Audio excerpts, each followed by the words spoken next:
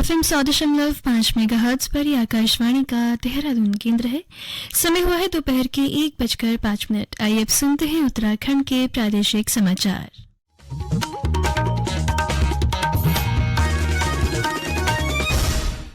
आकाशवाणी देहरादून से प्रस्तुत हैं प्रादेशिक समाचार। पहले मुख्य समाचार। मुख्यमंत्री पुष्कर सिंह धामी की अध्यक्षता में आज शाम राज्य मंत्रिमंडल की अहम बैठक प्रस्तावित।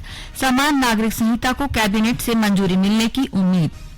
मुख्यमंत्री ग्राम संपर्क योजना से राज्य की 3100 से अधिक बसावटों को सड़क मार्ग से जोड़ने के लिए करीब 10,000 किलोमीटर ग्रामीण सड़कों का कायाकल्प किया जाएगा। केंद्र सरकार ने चावल की कीमतों को नियंत्रित करने के लिए खुदरा कारोबारियों से लेकर मिल मालिकों को स्टॉक की जानकारी देने का आदेश दिया। और राज्य के पर्वतीय क्षेत्रों में कल भारी बर्फबारी व मैदानी क्षेत्रों में बारिश की संभावना। नमस्कार, दोपहर समाचारों के साथ मैं नीता कांडपाल और अब समाचार विस्तार से।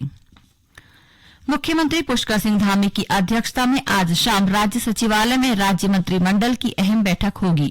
इस बैठक में समान नागरिक संहिता यूसीसी की ड्राफ्ट रिपोर्ट को कैबिनेट से मंजूरी दी जाएगी, जिसके बाद सरकार विधानसभा सत्र में समान नागरिक संहिता का बिल पेश करेगी।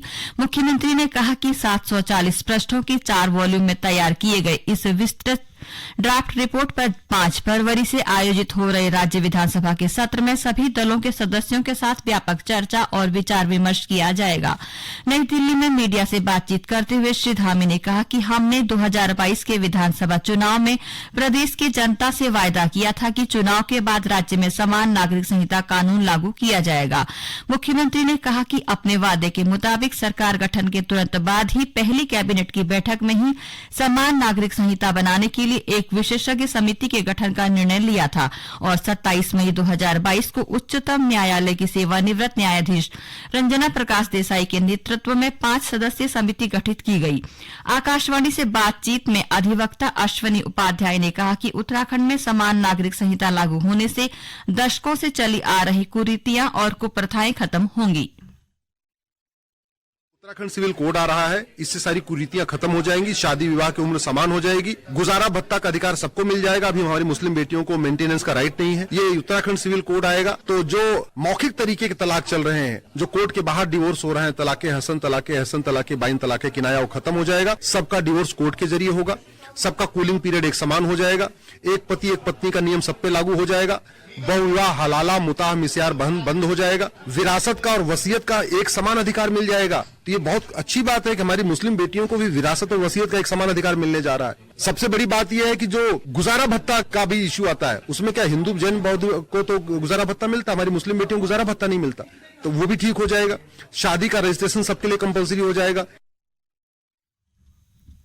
प्रदेश में मुख्यमंत्री ग्राम संपर्क योजना से राज्य की करीब 10,000 किलोमीटर ग्रामीण सड़कों का कायाकल्प किया जाएगा।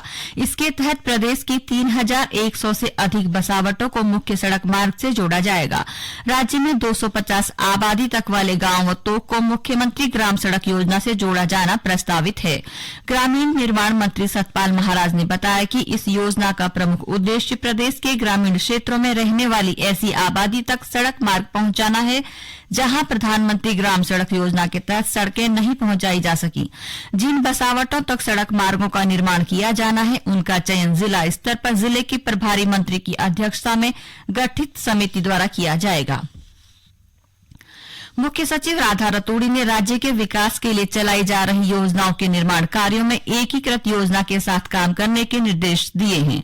राज्य में परियोजनाओं के निर्माण के संदर्भ में संसाधनों के अपव्यय को समाप्त करने के दृष्टिगत मुख्य सचिव ने व्यय वित्त समिति की बैठक ली। इस दौरान उन्होंने अधिकारियों को परियोजनाओं के विकास के दौरान मानव संसाधन, भवन, उपकरणों व प्रोजेक्ट के नतीजों पर एकीकृत समझ के साथ काम करने को कहा।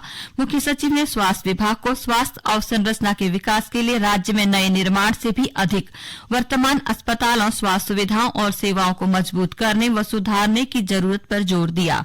मुख्य सचिव ने इस संबंध में संसाधनों के अपव्यय को रोकते हुए वर्तमान स्वास्थ्य सेवाओं को तत्परता से सुधारने के निर्देश दिए। उत्तराखंड उच्च न्यायालय की मुख्य न्यायाधीश ऋतु बाहरी को नियुक्त किया गया है। राष्ट्रपति की मंजूरी के बाद उनकी नियुक्ति की अधिसूचना जारी कर दी गई है। न्यायमूर्ति ऋतु बाहरी इससे पहले पंजाब एवं हरियाणा उच्च न्यायालय की वरिष्ठ न्यायाधीश रही हैं। गौरतलब है कि न्यायाधीश विपिन सांघी 26 अक्टूबर को उत्तराखंड उच्च न्यायालय के मुख्य न्यायाधीश पद से सेवानिवृत्त हो गए थे, जिसके बाद वरिष्ठ न्यायाधीश मनोज कुमार तिवारी को उच्च न्यायालय का कार्यवाहक मुख्य न्यायाधीश बनाया गया था। ये समाचार आकाशवाणी के देहरादून केंद्र से प्रसारित किए जा रहे हैं। केंद्र सरकार ने चावल की कीमतों को नियंत्रित करने के लिए व्यापारियों, थोक विक्रेता, खुदरा कारोबारियों, मिल मालिकों और चावल का भंडारण करने वाली संस्थाओं को स्टॉक की जानकारी देने को कहा है। खाद्य और सार्वजनिक वितरण सचिव संजीव चोपड़ा ने कल नई दिल्ली में कहा कि विभाग चावल की सभी किस्मों के भंडारों की निगरानी करेगा। इसमें टूटे चावल, बासमती और गैस बासमती चावल भी शामिल हैं। श्री चोपड़ा ने कहा कि सरकार अगले सप्ताह से 29 रुपए प्रति किलोग्राम की दर से भारत चावल उपलब्ध कराएगी। उन्होंने बताया कि इस चावल की खरीद नेफेड, केंद्रीय भंडार और राष्ट्रीय सहकारी उपभोक्ता समिति से की जा सकती है। सरकार ने चालू वित्त वर्ष के दौरान 6 करोड़ टन धान की खरीद की है। इससे 75 लाख किसानों को न्यूनतम समर्थन मूल्य के तौर पर 1,30,000 करोड़ रुपए की राशि मिली है। इस समय केंद्र के पास कल्याणकारी योजनाओं के लिए 5 करोड़ 25 लाख टन से अधिक चावल मौजूद है, जबकि वार्षिक आवश्यकता 4 करोड़ टन की होती है। उपभोक्ता कार्य, खाद्य और सार्वजनिक वितरण मंत्रालय ने बताया कि सरकार मार्च से शुरू हो रहे रबी मौसम में अधिकतम गेहूं की खरीद की तैयारी भी कर रही है। प्रदेश में आज मौसम का मिला जुला असर देखने को मिल रहा है। सुबह के समय राज्य के अधिकांश हिस्सों में धूप खिली रही, जबकि दोपहर से राज्य के अधिकतर हिस्सों में आमतौर पर बादल छाए हैं। मौसम विभाग ने राज्य के विभिन्न हिस्सों में आज हल्की बारिश की संभावना भी जताई है।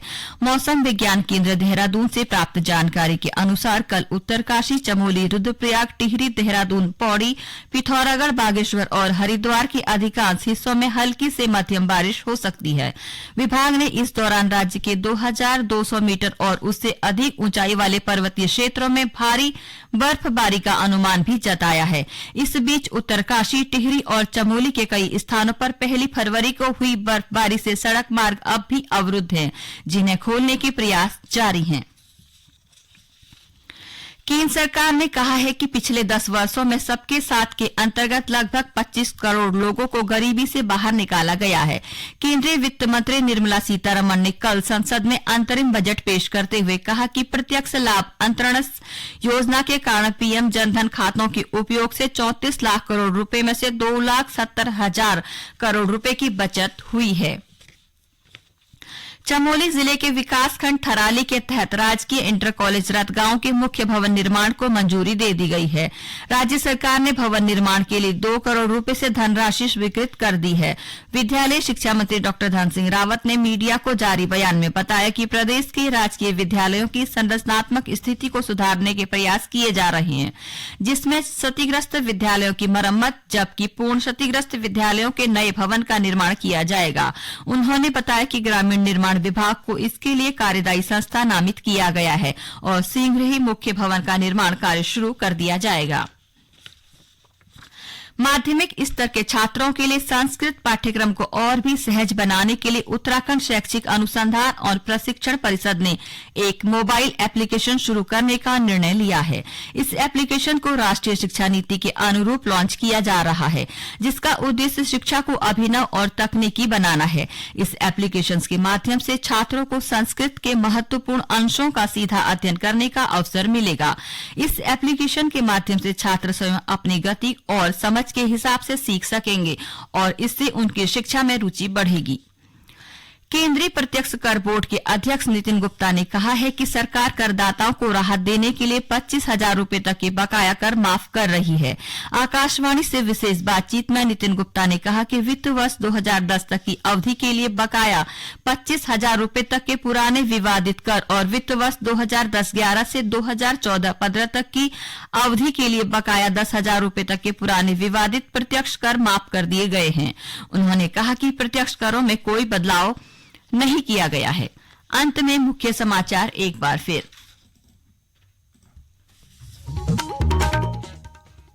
मुख्यमंत्री पुष्कर सिंह धामी की अध्यक्षता में आज शाम राज्य मंत्रिमंडल की अहम बैठक प्रस्तावित समान नागरिक संहिता को कैबिनेट से मंजूरी मिलने की उम्मीद। मुख्यमंत्री ग्राम संपर्क योजना से राज्य की 3100 से अधिक बसावटों को सड़क मार्ग से जोड़ने के लिए करीब 10,000 किलोमीटर ग्रामीण सड़कों का कायाकल्प किया जाएगा। केंद्र सरकार ने चावल की कीमतों को नियंत्रित करने के लिए खुदरा कारोबारियों से लेकर मिल मालिकों को स्टॉक की जानकारी देने का आदेश दिया और राज्य के पर्वतीय क्षेत्रों में कल भारी बर्फबारी व मैदानी क्षेत्रों में बारिश की संभावना। इसके साथ ही प्रादेशिक समाचार का ये बुलेटिन समाप्त हुआ। नमस्कार।